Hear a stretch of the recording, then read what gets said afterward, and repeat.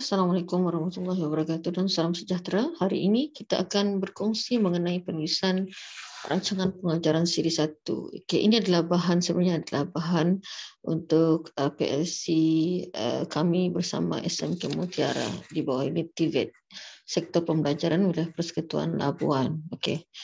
So, hari ini kita akan berfokus kepada modul 3.7 rancangan pengajaran harian di bawah program transformasi sekolah TS25. Okey, apa objektif kita hari ini adalah untuk membangunkan satu RPH yang berasaskan PAK21 serta kriteria kejayaan, of course lah, untuk merancang dan menulis perancangan pengajaran harian berdasarkan OPKK, iaitu daripada slot 3.4 yang telah pernah kita bincangkan, serta maksudnya akhirnya kita akan dapat menulislah RPH dengan lebih baik. Okey. Jadi kita ulang kaji sejenak mengenai penulisan OPKK. Apakah yang penting dalam penulisan OPKK? Ada 3 jenis model yang dikongsikan di dalam model 3.4 dan kita memilih 3.4, mungkin lebih mudah, iaitu ABCD. A, audience; B, tingkah laku, behavior, condition; C, syarat, degree dan standard aras. Jadi ini semua adalah ulang kaji lah untuk kita punya sebelum kita menulis aktiviti. Okey. Dan di dalam kenapa saya mengulang kaji kembali OPKK, kerana untuk menulis aktiviti yang seterusnya adalah berdasarkan kriteria kejayaan. Dari kriteria kejayaan inilah kita akan menghasilkan aktiviti yang sangat tersusun dan menarik. Okey, jadi dalam modul ini kita lihat KK itu adalah punca kepada penulisan aktiviti, ya. Dan di sini kita lihat aktiviti itu adalah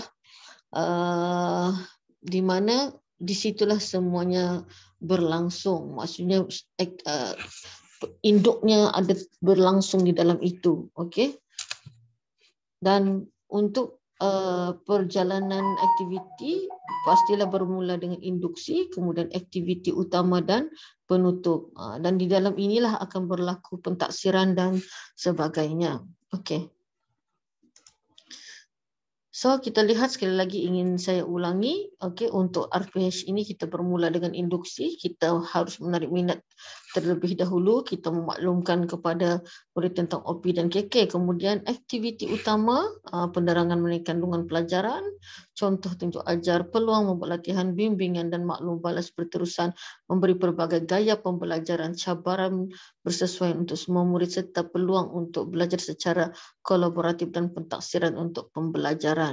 Dan di dalam ini juga sebenarnya terdapat aktiviti 5P, iaitu penglibatan, penerokaan, pengolahan, penerangan dan penilaian. Dan kemudian berlakulah aktiviti penutup. Okey, bukan aktiviti, ya, penutup. Okey.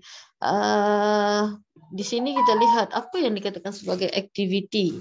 Aktiviti pemula atau induksi. Induksi ini sebenarnya set induksi, ya.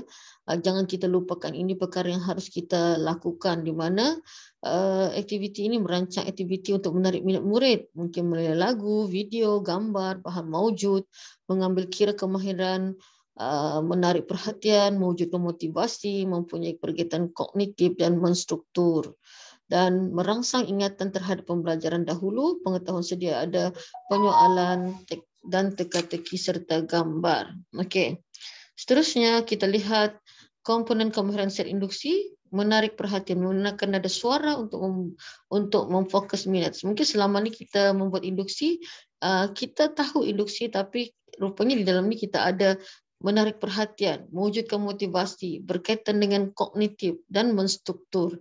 Mewujudkan motivasi maksudnya mewujudkan kemesraan, semangat tinggi, menggunakan teknik bersesuaian untuk merangsang naluri ingin tahu, serta berkaitan kognitif mengaitkan dengan pengalaman lepas dan baru, peristiwa semasa, mengaitkan minat dan pengalaman murid. Kemudian menstruktur, menyatakan had tugasan, menggunakan siri soalan yang berkaitan dan menyatakan tujuan aktiviti atau tugasan. Itu adalah contoh-contoh set induksi, jenis induksi, ya.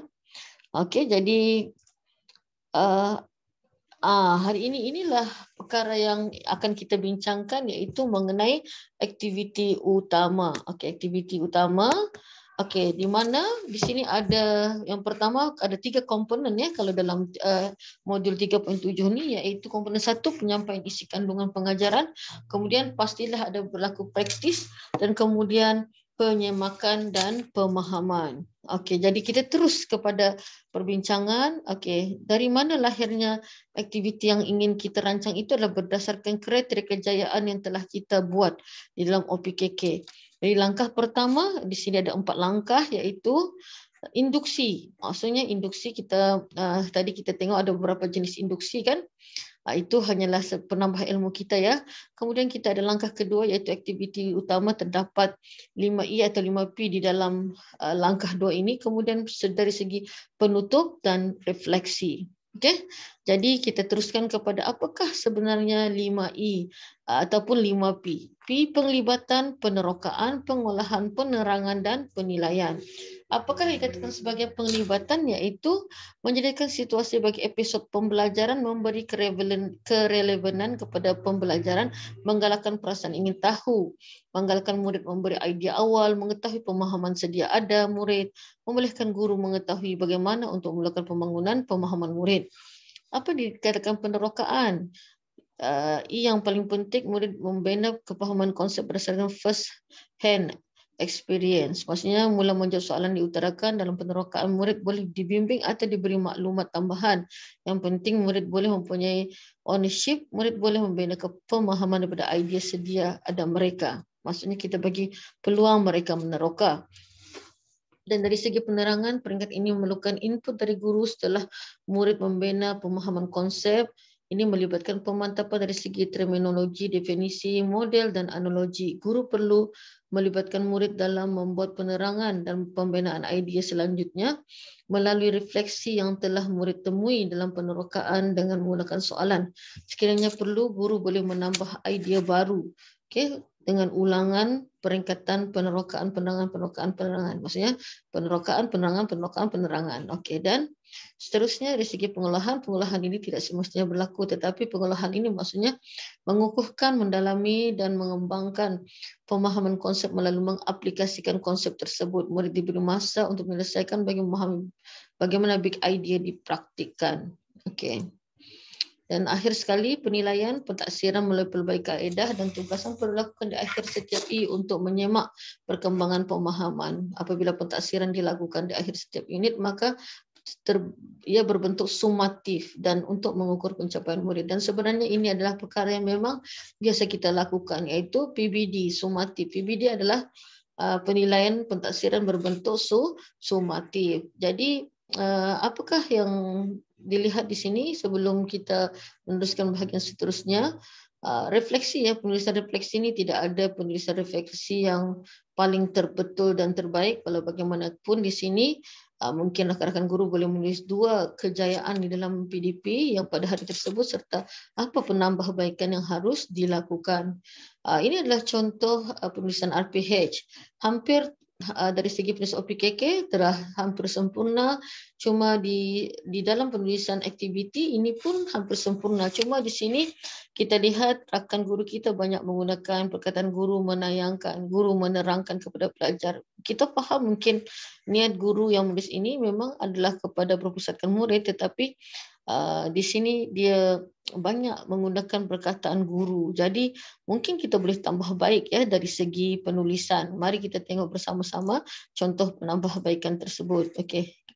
Lebih seperti kita tidak lari pada kriteria kejayaan tadi, di mana set induksi yang pertama, murid meneka jenis bongkah yang ditayangkan oleh guru menggunakan slide PowerPoint. Berbanding tadi kita menggunakan perkataan guru menayangkan slide bongkah dan meminta pelajar untuk meneka jenis bongkah tersebut. Kemudian guru menerangkan kepada pelajar tajuk. Maksudnya, mari kita tengok ya. Di sini murid dibahagikan kepada 5 kumpulan. Murid mencari maklumat mengenai ciri-ciri lakaran oblik. Maksudnya kita berpusatkan kepada murid menggunakan buku teks, buku rujukan dan melalui sumber internet mungkin ya, kalau boleh membawa ada sumber internet di sekolah. Seterusnya, murid menuliskan ciri-ciri lakaran objek tersebut dalam kertas majung disediakan. Daripada penerokaan tadi, murid boleh menuliskan ciri-ciri tersebut. Dan langkah yang kedua dari segi penerangan, murid secara berkumpulan membuat pembentangan tentang 4 ciri lakaran objek daripada penerokaan tadi. Mungkin orang boleh membuat pembentangan dan menerangkan apakah ciri lakaran objek tersebut kan. Dan murid diberi lembaran kerja tentang 4 ciri lakaran objek. Selalunya di dalam setiap P atau setiap I tersebut pasti ada pentaksiran. Di sini pembentangan pun juga sejenis pentaksiran. Begitu juga dengan lembaran kerja itu pun adalah pentaksiran sumatif. Begitu juga di langkah 1 tadi ada pentaksiran ya. Kemudian langkah 3 pengembangan. Murid diberikan lembaran kerja dan boleh berbincang secara berkumpulan untuk melukis lakaran oblik. Lagi sekali ada pentaksiran di sana. Setelah itu aktiviti gallery work dilaksanakan yang mana murid berpeluang untuk melihat lakaran objek kumpulan lain dan mendengar penerangan daripada kumpulan lain. Maksudnya di sana ada lagi pembentangan, ada lagi pentaksiran PBD ya. TP berapa yang murid boleh perolehi.